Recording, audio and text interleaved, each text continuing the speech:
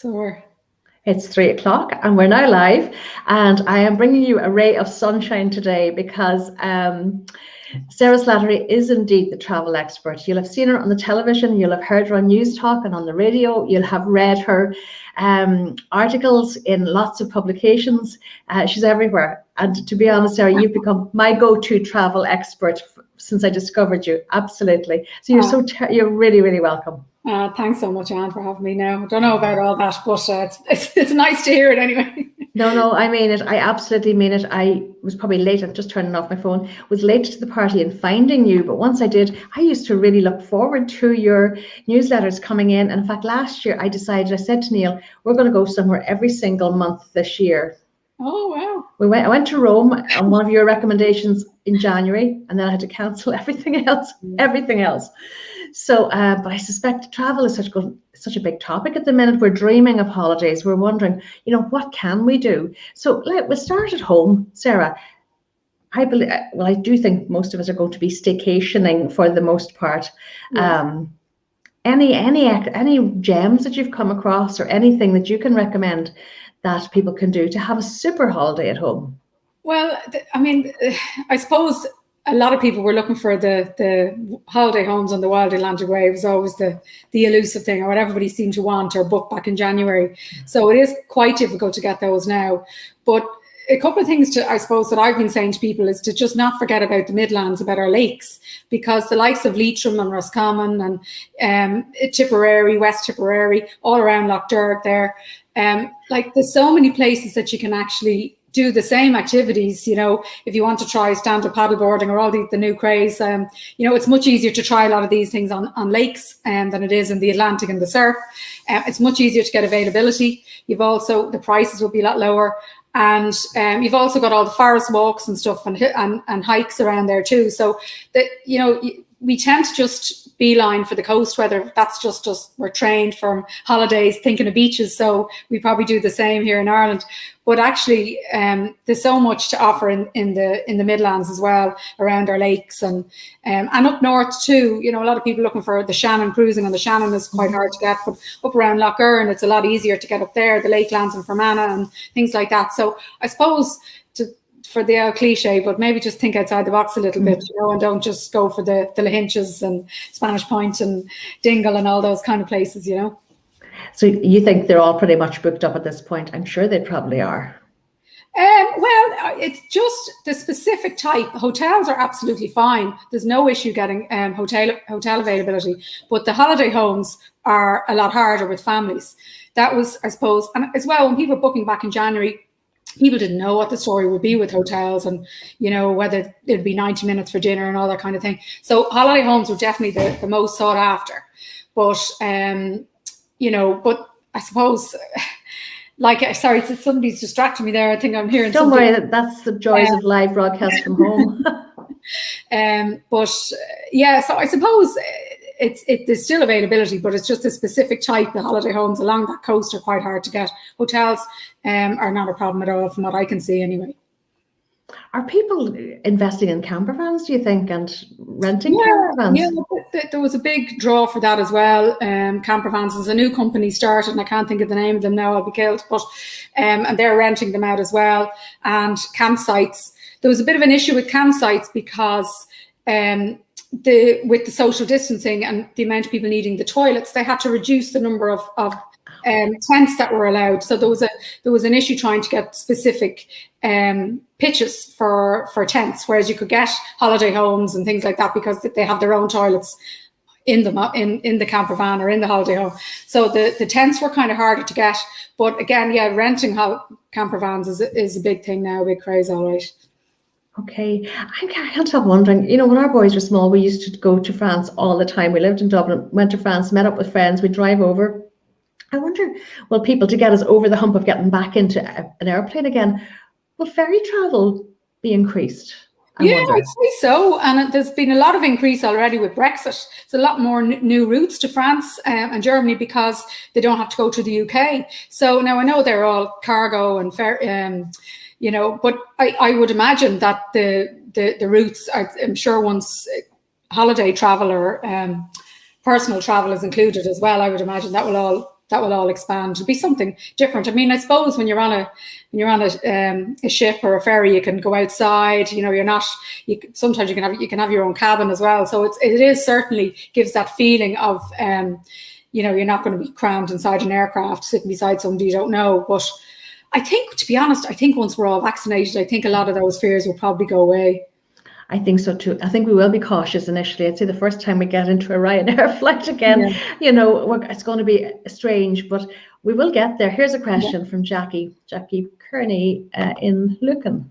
Okay, hi Anne and Sarah. Any recommendations for a sun holiday in October for 8 ladies? Can I come too? Our last 3 holidays have been cruise. We want sun, we want relaxation. We will be something vaccinated by the end of June, not Italy. We've done a few times already. And that's an interesting one. Thanks, Jackie. Well, I suppose October weather with 8 ladies, you probably want the weather. I'm going to Portugal myself, and I have my fingers and toes and everything crossed for the end of October. But to be guaranteed the weather, I suppose the Canary Islands is probably the best bet.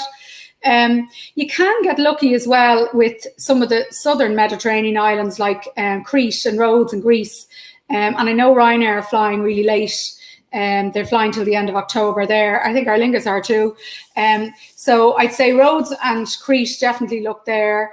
Maybe Malta. You know, if the further south there are, the better chance you have of getting weather. But I suppose to be absolutely guaranteed, I would say the Canaries is Lanzarote, Gran Canaria, Tenerife is probably your best bet.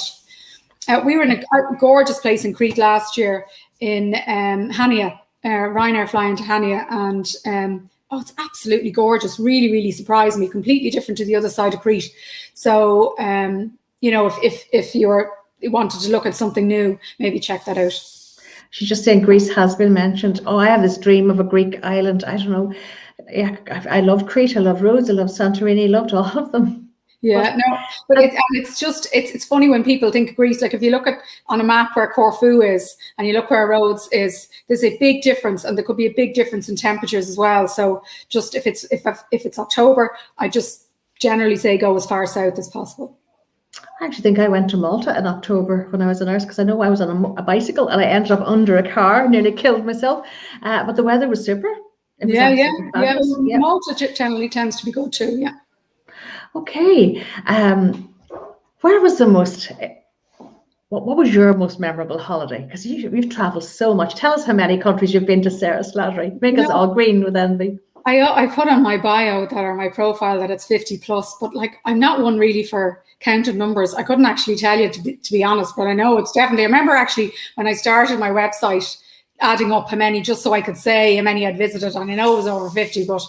I'm sure I left some out, because I mean I went into travel when I left school. I went in at 18, so you know I travelled as a teenager, as a couple, before kids. I kind of went all the way through, and we were late enough having kids as well. So we did a huge amount of travel before we had kids too. So, but I suppose one of the most memorable would probably be Tanzania. The safaris were just. I kind of love Africa anyway. We've been to South Africa a couple of times, but from a, I suppose, unique experience, the safari in Tanzania was just on a different level. Like it was just incredible. And then we went, I'm going to say, actually, sometimes I feel funny talking about this. This was pre-recession, pre-kids, pre-everything, when we had plenty of money. We went to Zanzibar and everything afterwards. And it was just one of those trips that you kind of go like, my God, just like that complete bucket list moment, you know? So yeah, that was fabulous. But Australia, we loved Australia too. So we did a lot of this, you know, before we had kids. But I suppose since the kids were born, I'd say California and maybe the Maldives. They're probably their 2 highlights. I'd say, and Lapland, of course, too. Still can't forget Lapland. Oh, it's funny. My husband brought our 2 youngest to Lapland. It was a boys' trip. The daddies took the kids, and it's one sadness that I have that I didn't go with them. But I saw the photographs in the Maldives. Maldives definitely on my bucket list. Definitely. Yeah, I remember when I started. When I started as a travel agent, I hadn't got abroad at all. You know, it was one of those. I was always given out to my mum and dad. They're from Kerry, and we went to Kerry every year in our holidays. And I was like, we never go abroad. And I got a summer job in a travel agent, and I never looked back. But I remember, you know, sticking the brochures, you know, the brochures you'd have, and then you stick in John Cassidy Travel at the time, brochures on the top of them for for hours at a time. And I just remember looking at the pictures in the Maldives going, oh, I'll get there one day. And eventually we did 2 years ago. And it was every bit as amazing as sometimes places don't live up to your expectations. You think about going somewhere, like it was 30 years I'm thinking about going there. So I really didn't think it was going to live up to the expectations, but it absolutely did. And it surprised me completely how much there was to do for the kids. Now we picked a place that was child friendly, but that was a big surprise. They still talk about it. When can we ever go back? When can we ever go back? I'm like, wait a few more years. I saw some of the photographs, but I just know a few of my friends. My sister-in-law has been there a couple of times, and she's been to lots of similar places. We used to live in Bermuda, which not quite like the Maldives, but it was beautiful. And Granny's been there, but she said no, Maldives. Bermuda's lovely, but I feel I might be disappointed because when we go back, because when we were there, it was definitely, the pace was quieter. It was so beautiful. And now I think it's a little bit more commercialized, but I will get back. That's actually one of the first places. Australia and Bermuda are the two places that I'm going to go to when we get moving again. So if anybody's got a question, anything at all, just please do while you have Sarah here, because there's nothing this girl doesn't know about travel. No. Vaccine passports, Sarah, do you think that will be a reality in our lives? I do. I don't think it would be, I don't think you'll have to be vaccinated to travel. I think it'll be similar to I think the whole discrimination issue is just won't go away. So I think it'll be like the digital green cert type situation, where you have to either be vaccinated, provide a negative PCR test, or show that you've recovered from COVID. So I think it'll be that rather than actually a vaccine passport as such. I think there will be a choice for people who don't want to be vaccinated or can't for some reason. So I think that will probably be the norm then, one or the other. But I think the big issue really is for traveling with kids. Until the kids, I think it's fine for adults because, most of them will be vaccinated or they can take the test. But families at the moment, having to pay for tests and then wondering, God, what happens if the kids are positive and all that. So I think that we still have a bit of time to go before families will feel kind of, when it'll be easy enough for families to travel again. Okay, that's a very good point, because kids could be asymptomatic, negative here, and then arrive over there and you're quarantined, and it would be an absolute disaster. Am I seeing questions there, or everybody just saying hello, hello, hello? They're just saying hello, hello, hello.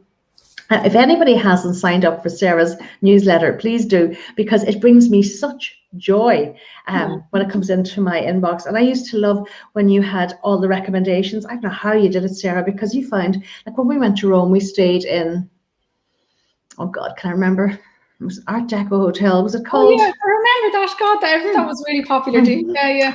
And so it was amazingly cheap, to be perfectly honest.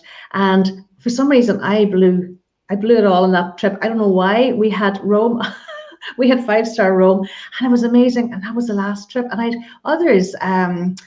Oh God, there were so many that I had picked from your recommendations. Actually, none of them happened, but keep them coming, because you did the hard work for people. You found all these places, and you'd even have suggested flights and everything. It was just unbelievable. Yeah, I used to do the weekly travel deals. I don't know how you did that. That was the most. I think that probably got kept, I suppose, that was the thing that kept me engaged weekly with people, I think, when I started. And that really worked well. And I stopped doing it when COVID hit. For people who don't get my newsletter, I still obviously do have a lot of other content and a lot of Irish deals and different things. But I will be going back to do that as soon as the advice against non-essential travel is lifted. I'll be straight back in doing my. I still post some overseas deals for later on in the year, but it's a bit of a fine line, to be. For two reasons. I suppose the time it takes to do it, and then if people can't go and cancel and all that. But also, I think when the government is advising not to travel, it's very hard to kind of start going, here you go, here's a deal, it's kind of, there's a sort of a fine line, a balance to try and take and kind of read the room a little bit. So that's what I try and do. I hope I do that well. No, you've done it brilliantly, and now you've changed and what you're offering people and the ideas and this for the staycations and what they actually can do. It's just amazing. Another question, let me just pick this up. It's Josephine. Okay, can Sarah recommend somewhere nice for next year for 2 adults and 2 teenagers? Sunshine, obviously, not into water sports or anything like that. I That's assume. interesting. So in Europe, I'm thinking. Let's go Europe. Yeah. Teenagers, God, I was going to say water parks because that's what most teenagers want, the active. Do you know something? We used to do Lake Garda with the boys, and yes, we did always do the Garda Land, which I have to confess I hated, but we had to do it.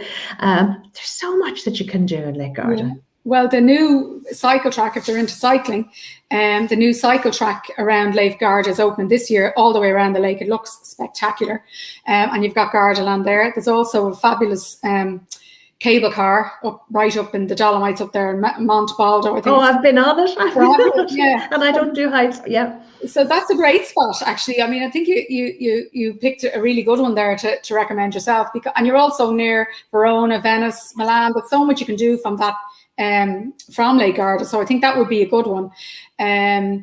Another Greece as well. Like, actually, to be honest, like I think teenagers, as probably with doing in school and stuff, they've seen, the likes of Rome or places in Greece. They kind of are a little bit interested in things like that. Or unless if they're in secondary school and they're doing Spanish, or So I mean, my son is doing Spanish now, and I'm trying to bring him to Spain. To be able to just even to see if we can order a pizza or whatever, I don't know, but just to do kind of some interesting things. But I suppose to keep them active is the main thing, isn't it? Absolutely. I think it's a good choice, actually.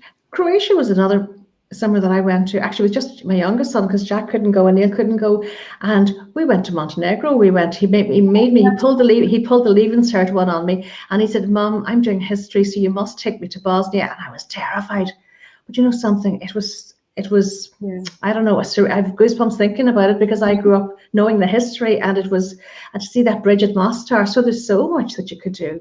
Yeah, and so many fabulous trips. Yeah, Montenegro, and we stayed in Dubrovnik there. People don't realize how close it is. You can just drive across the border. I don't know if that, and we just went around for the day around Kotor, and oh my God, it's absolutely stunning, gorgeous place. We stayed in Savtat, and I remember there was a little restaurant. There was a couple of them we used to dine at, and this big yacht boat used to pull in. It was called Lucky Me. And I said to Brian, I wonder how much that cost. And I said, I reckoned $1 million. He reckoned 10. Something like 100 million maybe. It was just, It was a Russians road. It was unbelievable. But it was very beautiful. The Adriatic was spectacular. I remember the hotel room was just, it was Hotel Savtat. And it was, that's lovely. Yeah, it was gorgeous. And the rooms were literally, you open the windows in the morning and out onto the patio, and you're looking onto the Adriatic, and it's spectacularly beautiful. Catherine Waldeck is saying, 3 friends and I have walked parts of the Camino del Santiago in Spain a couple of times, which I would recommend for stepping out of life for a while. Is it safe to travel there now, do you think? Well, I'd say come August will definitely be, well, I mean, you can travel now, but I think if you want to get travel with the blessing of the government, I suppose, when the digital green cert is introduced, it looks like that's probably going to be August. So if they are planning it, I'd say from August onwards would be okay. One of the things I found recently in my investigations of Ireland is that we have our own little Camino in the Boyne Valley. I don't know if you knew that, but if that lady is interested in the Caminos, there's a 25-kilometre looped walk in Louth, and it's officially recognised. So you get your passport stamped. And so when you if you wanted to do the Camino in Spain, you only have to do 75 kilometres in Spain to get your 100-kilometre certificate to get the certificates. So there you go. There's a bit of trivia. There you go. I didn't know that. Camino, I definitely want to. It's just one of the things that everybody needs to do at some point, for sure. I've heard the one in Portugal is amazing. The Fisherman's Trail. I've heard that's spectacular. That's kind of on my list now as well. As long as everything else, I have a list a mile long. Okay. Josephine is saying, my brother loves Lake Garda, no water parks. Both hate water. Well, that's fine. Okay. Mary White is saying, hi ladies, how can I sign up for the newsletter? Oh, there's on my website, thetravelexpert.ie, you should see a subscribe there. On the homepage, there's a thing to fill out. If you've any trouble finding it, just email me, Sarah@thetravelexpert.ie, and I'll do it. But you should be able to see it on the homepage there. It's pretty straightforward. I think it's at the end of all my articles as well. And it's free for anybody who thinks that, for some reason, some people are charged. It's free. There's no charge. No, it's amazing. Long haul, if we're thinking long haul, we've talked about the Maldives, we've talked about Australia. Anywhere else is interesting that you mightn't think of? I'm a big fan of South Africa. I don't know, have you been to South Africa? I'm a big fan of South Africa. Love it. I've been a few times, would run back tomorrow. Love Cape Town, love the Garden Route. Kids with or without them, so much to do. I love kind of road trips, and we drove up along it 2 years ago along the Garden Route. It was just fabulous. The wine lands, we did that for a couple of days as well, but Cape Town itself is just fab. You don't, people, if you're worried, you don't have to go near Johannesburg or do any of that if you don't want to. Just fly into Cape Town, drive the route, do a safari there, and also along the south, you don't need malaria tablets. It's malaria free, so you don't need to take those, which there's a bit of an ordeal. And then we flew out then Port Elizabeth, Cape Town home, and it was spectacular. And I'd run back tomorrow, and we all loved it. It's one of those places that like the kids loved, my husband loved, we'd all really, really liked it. And it's great even for, like, there's no jet lag. It's like an hour, 2 hour time difference. So if you were going like for Easter holidays, or you were going straight back into work, you could come straight back into work, Whereas, if you're going to the States, it nearly takes you a week to get over it when you're coming back. So yeah, I'd say South Africa is a biggie for me. I'd love to go to South America. I haven't been, but that's on my list as well. We've been talking about Argentina, yeah. Sri Lanka. A dear friend of mine in Foxrock is married. Raymond, her husband, is from Sri Lanka, and they used to go every single year. And I mean, I grew up knowing everything about it. Yeah. So yes, magical place. Yes. It's another surprise. Cities, favorite city breaks, Sarah? It depends on how long you have. I find sometimes with city breaks, you can have yourself wrecked running around trying to scratch the top 10 things off the list, So if you're just going for a short break, I like the kind of smaller cities, because you can kind of see everything without, and take it in, So somewhere like Porto is nice for something small. I love Lisbon too. If you have more time, the likes of, I like Berlin. A lot of people don't like Berlin. I love Berlin. I love all the history, and I just find that fascinating. And of course, Italy. We went to Italy. I'd say we nearly bought a house in Italy at one stage. But we went to Italy nearly every year for, I'd say 15 years. So, I mean, I love all that. I could I could retire there very, very easily. So, Rome, Florence, any of the cities there. Another place I absolutely loved was Puglia in the south of Italy.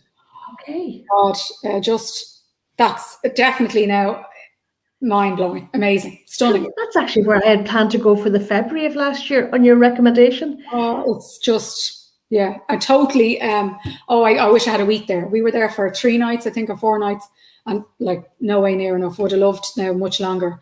Every village, you were literally going around going, I had to stop. I found myself on my Instagram stories going, people are just going to think I'm like making this up, because every day I'd be going, oh my God, this is amazing. But it really was like every time you'd go into another city and you'd be like, oh my God, like they're absolutely, one is more stunning than the next. It's just one of those places, that you were going around going like, how did I not know about this before? I mean, I knew about it, but how did I know it was not that fantastic? Like Matera particularly was one of those places that, yeah, it's one of the most fascinating places I've ever been, Matera, and like it's not that difficult to get to, you think of going to some of these places far away, or South America, or somewhere completely off the beaten track, and yet there's some seriously. I think Montenegro is another one. There's so many places that actually you don't actually have to travel that far to get that unique experience, or to feel like you've actually gone somewhere, wow, other than your, beach resort in Spain or Portugal that you're used to. There's so much more you can do that's very accessible now.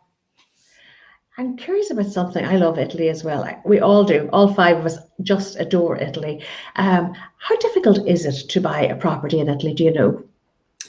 To be honest now, we never mind the cost of it, but from the politics and the logistics and everything. Well, we looked about, again, pre-kids, pre-recession, all that. I mean, thank God it fell through, because I'd say it would have been taken back office in the recession anyway.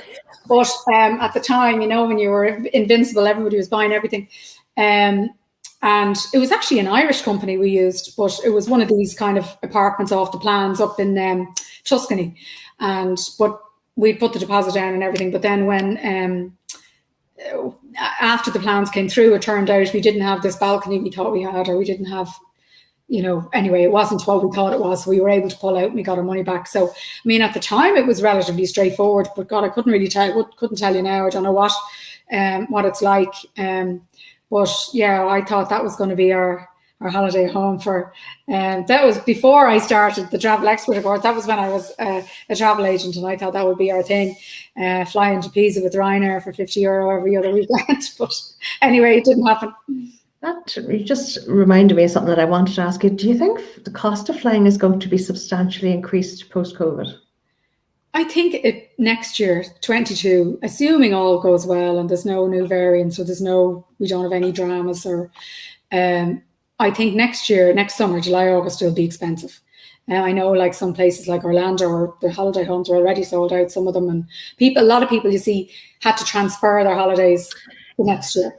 So a lot of people, or there's that sort of pent up demand that people want bucket list stuff. They want to go somewhere, I know obviously, God, so many people, particularly in my own industry, have lost their jobs, and so many people have no money, but there's also a lot of people who have saved a lot of money who haven't spent.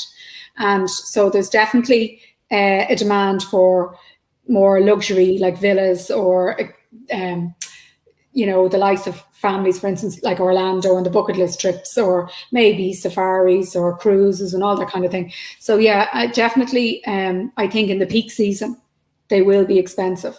But I think it'll eventually get back to normal probably. And also I think the off-peak should still be reasonable. It's still going to be, I think that'll happen is the peak will just get more expensive.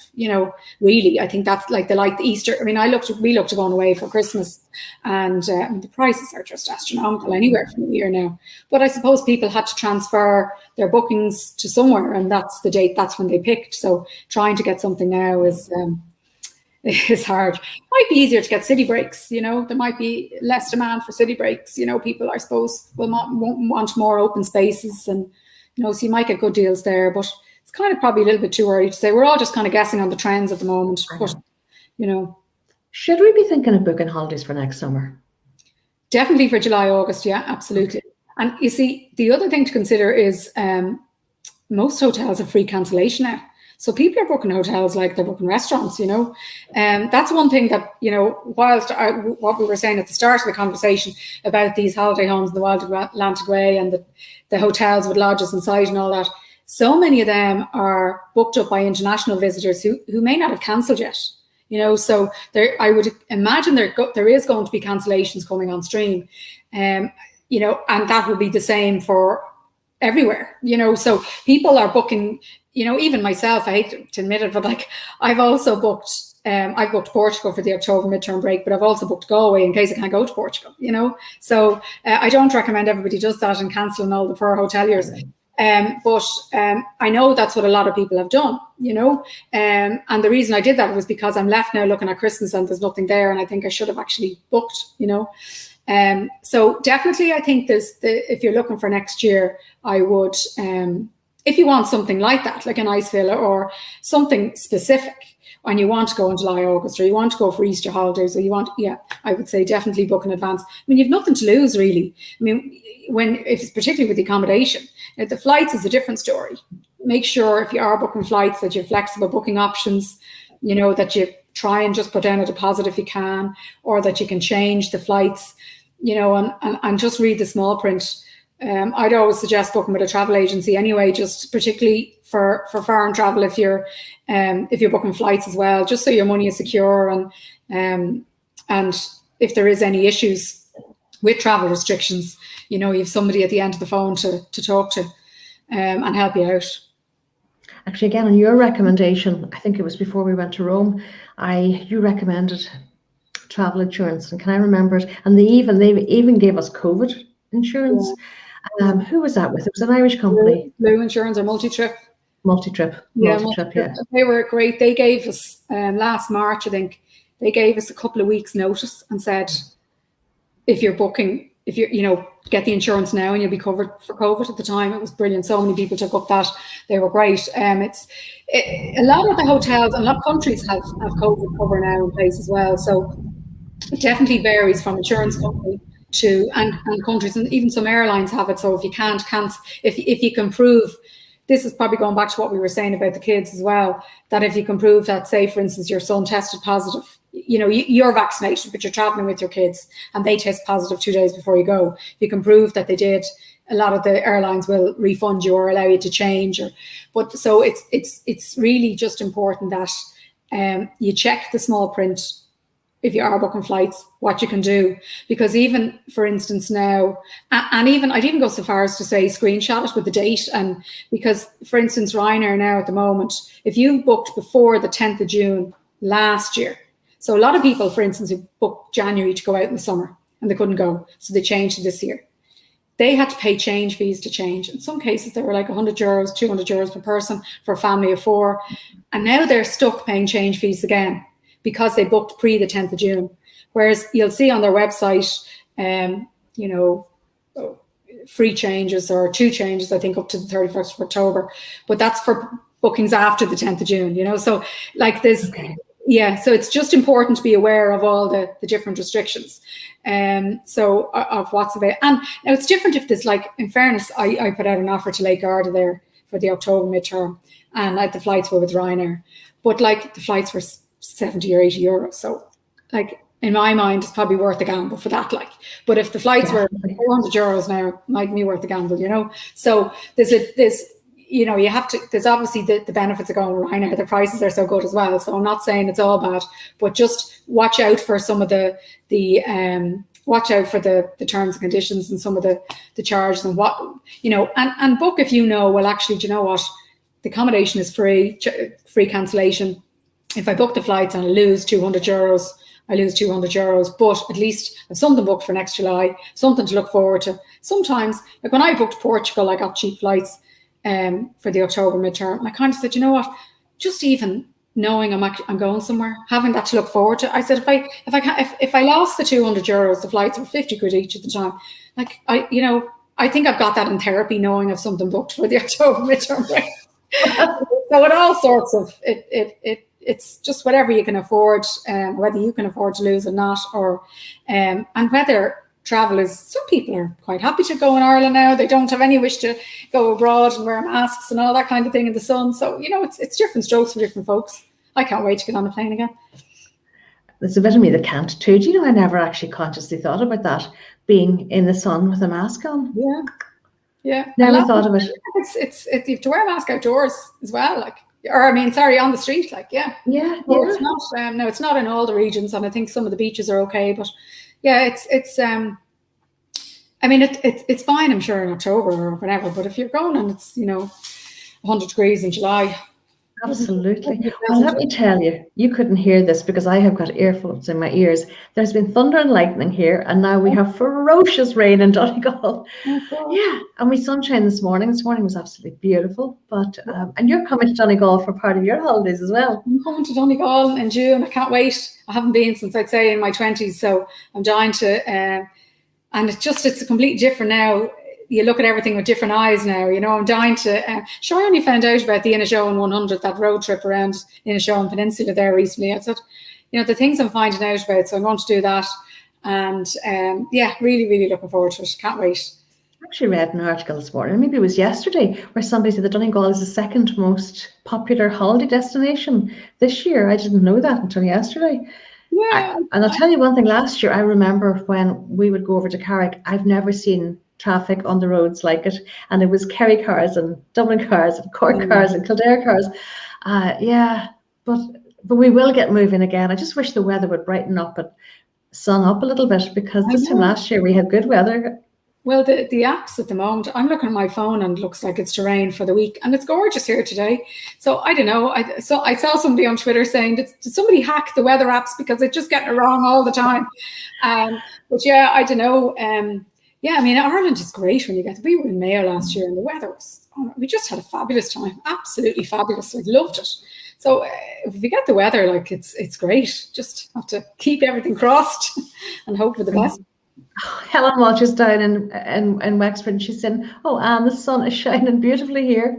Sure. And Moya Dixon is saying, "Hello there. She's just going to check you out now." Well, I would definitely recommend it. Yeah, Malta and Gozo are beautiful and steeped in history. I loved Malta and always meant to go back, but I never did. Corsica and Sardinia too. There's so many places that are not too far away that you could go to. Yeah. France as well. We had some fabulous holidays in France. We honeymooned in France. Loved it. Yeah. Well, Sarah, listen, oh my God, I could keep you here all day, but you definitely are, you've been a very strong, bright, sunshiny light in my life through my inbox. Isn't it amazing? And now here we are, we're meeting and chatting. I know.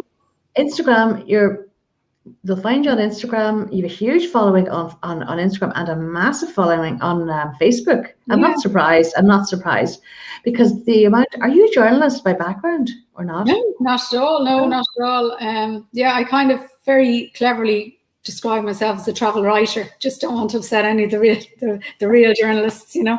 But I didn't. I never wrote anything. I wouldn't have said I was particularly a particularly good writer now by any means. But I think that's probably why things went so well, because I suppose I'm quite plain spoken in my articles, and I don't necessarily go into the what happened in the 16th century in the particular church. I'll just say it's gorgeous, go here, you know.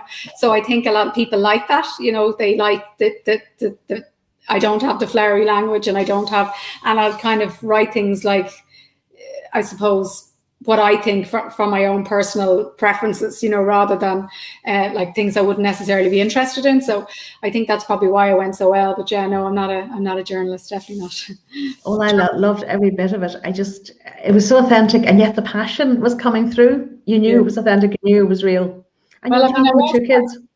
Sorry? And you were traveling with 2 kids as well. Oh, yeah. Well, I mean, I traveled, as I said, I started at 18, so I've always been in the travel industry. You know, I was a travel agent for 24 years before I started the Travel Expert. So I've always had that background. And then I got lucky. I started writing for an Irish travel trade news magazine, doing their kind of travel deals and stuff like that. So that kind of certainly helped when I started out as well.